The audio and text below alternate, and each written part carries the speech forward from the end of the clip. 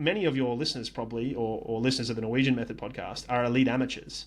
And the difference between them and a professional is not training for the most part, it's rest and the lack of stress. So it's the adaptation to that training. It's not the hours they do. I mean, I know people who work full time who are doing 20, 30 hours a week. The difference is not the amount of training they're doing, it's the amount of recovering they're doing. How do you think about measuring adaptation? Or how do you think about measuring whether training is working? I mean, I guess the answer to that is testing. Race day or testing, right? Race day is obviously the ultimate barometer, but there are factors that will impact performance that are non-measurable, right? So your execution may be an issue there rather than pure training, right? We see, just thinking about somebody I sort of know a little bit personally, Matthew Marcotte, just won Ironman Cairns, right? His ability to display his fitness improvements, or his improvements from training, is limited by cramping at the moment, right? He was 8 minutes behind coming out of the swim, he was cramping both calves. So that's limiting his ability to display changes. So racing is probably a bad measure for him.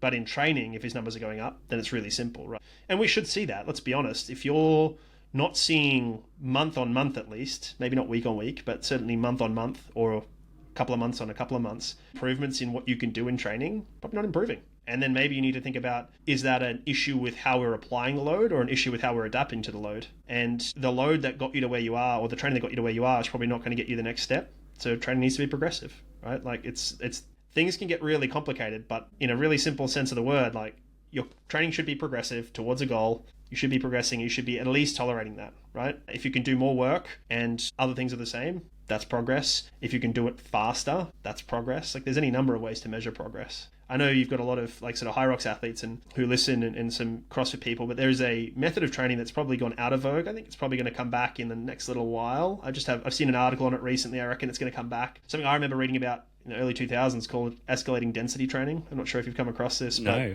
please explain. Basically, CrossFit athletes would recognize this as sort of like very CrossFit adjacent, or at least people would think so, but it certainly existed pre-CrossFit, whereby you basically take two exercises. Let's call it chin-ups and dips for the sake of it for body weight, but it could be bench press and squats, it could be whatever. You set the resistance to it and you set a timer. Let's call it 10 minutes.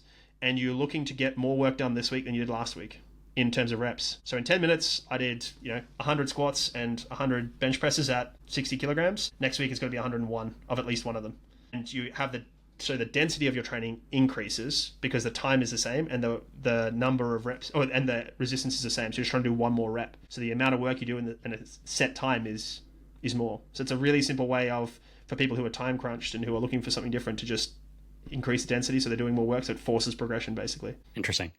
Yeah, I love how there are so many different ways to think about progression. A lot of times people just think about adding weight to the bar or going slightly faster, but there really are like more ways to think about it. It's like the total volume, the density of the training. Can it feel easier? Like there are so many different ways to be thinking about it. So in terms of this general question of tracking, do you feel like people in general track too little or track too much? Like what's your thinking along those lines? I would say track too pointlessly. Okay. I think that it's not about little or much. You can track whatever you want, or you can track as little as you want. Again, I'm not convinced that there are many training diaries floating around Kenya. Like maybe there are, but maybe there aren't.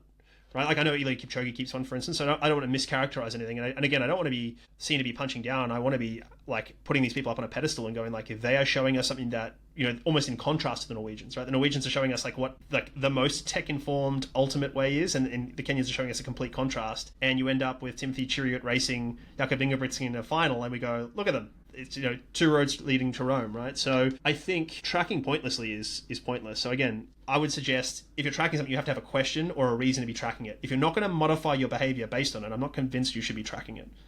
So we've got a lot of people tracking sleep, which is great. Okay, I've slept badly. What does that mean today? Because if it doesn't mean any different, then we're probably just telling you something negative. And there is some research suggesting that like that's going to have a negative impact. That the knowledge that you slept badly is going to have a negative impact from even fake wearable data. But what I'd suggest here is like you need to have a reason to track something. If you can modify it, if that means you're going to take a different supplement, or you're going to sleep, or you're going to change your training, great. Or you're going to have a nap, awesome.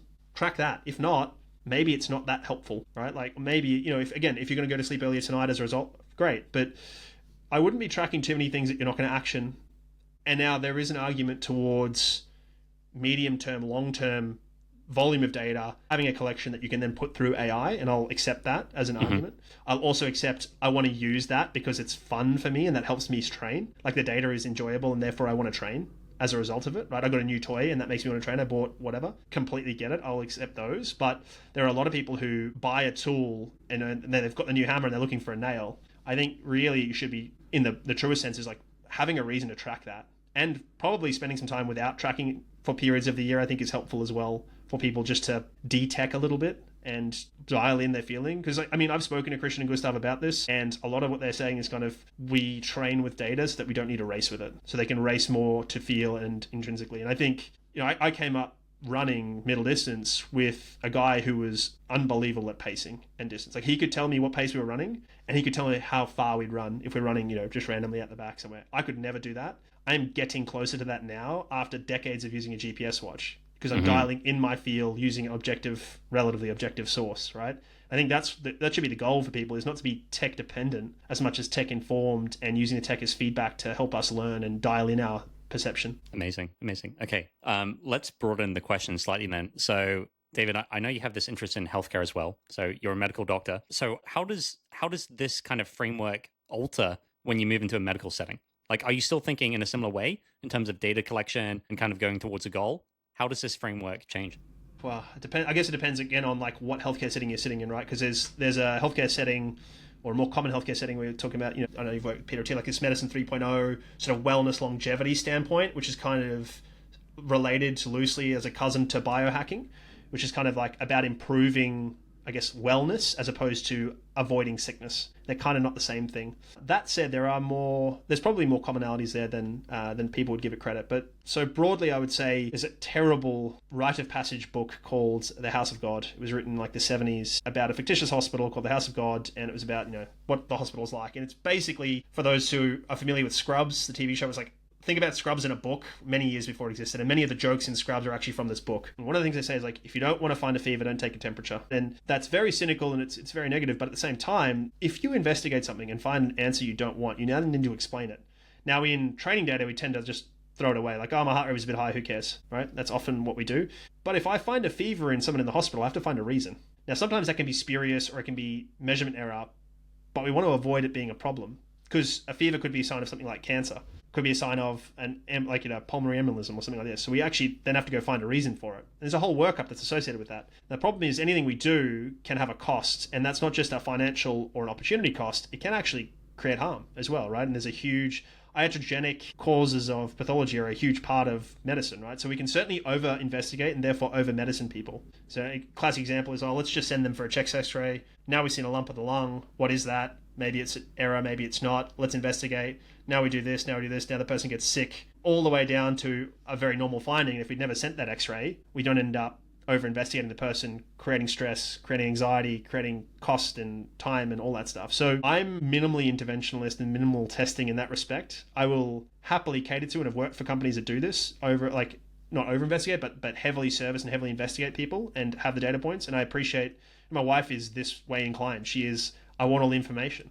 And that's okay as well. I don't think it's wrong, but I've certainly seen the cost of that as well, because there's no free lunches, right? There are no solutions, just trade-offs. Just a trade-off on how this looks. So I guess trying to bring it back to a question and answer it in a more concise way. Like, how do I think about it there? I think we're going to need to sift through the data at some point, and a way to sift through it. And, everyone's leaning on AI for that. And, I guess maybe kneeling at the AI gods, kneeling at the lap or the knees of the AI gods at some point. I think we will get there. But I also think that anytime we start measuring something discrete more continuously, it creates a bunch of data we don't understand. So in the wearable space, a continuous blood pressure measurement, or at least non-invasive blood pressure measurement, or maybe perhaps take-home blood pressure measurements that measure across the day are new. I think there's going to be they're going to cause a lot of stress and anxiety, and we don't really understand it. Like, if I told you that my blood pressure now was 150 on 80, is that normal or abnormal? I don't think we have a way to answer that question. You could say it's abnormal because it should be under 104, it should be under 120 or around 120, and 140 is hypertensive. Like, you can say that, and that's justifiable. But my argument to that would be, in a very normal setting, when I'm calm, sitting in a doctor's office, taken once off, that is the case. If I'm home, excited, whatever else, I've just had some coffee, maybe I just did a lifting session, or did some push-ups to look bigger on camera, I don't know what. But, if I do all that, then maybe it's normal to have 150 blood pressure. We just don't understand.